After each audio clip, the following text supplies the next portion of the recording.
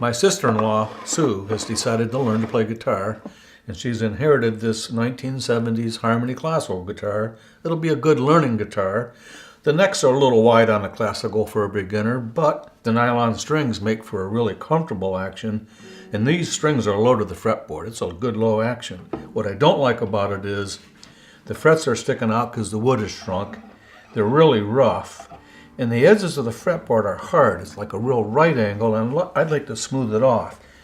Up here, the frets are so bad, if I rub this block of wood on it, it's cutting into the wood. You can imagine what that would do to her thumb and her hand on either side. What I'll do is file the fret ends as if I were doing a fret jobs, reshape them.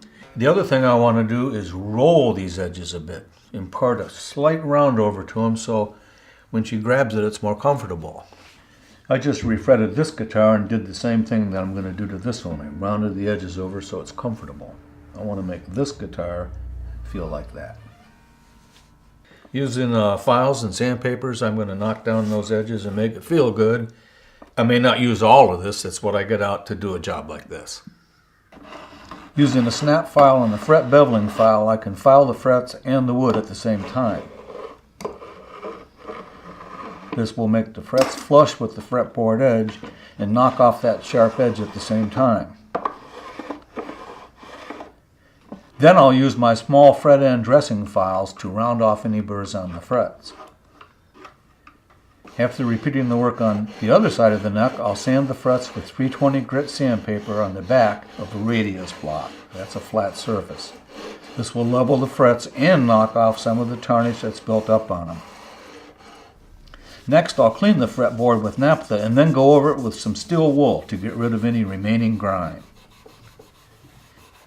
I'll quickly round off the tops before I polish them up. I'm not going to spend a lot of time making them perfect, just shaping them a bit since I sanded them down.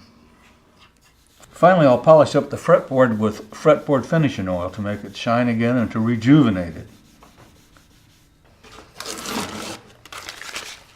It's feeling good. I got just what I wanted out of that, and now I'm going to string it up.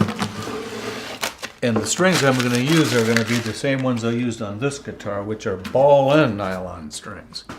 They're easier to use, easier to install without the classical tie, and actually it lets the string come out at a steeper angle over the saddle, which this guitar can use. How's it feel, sis? Wow, it feels great. Did I do it? You did. You want the lesson?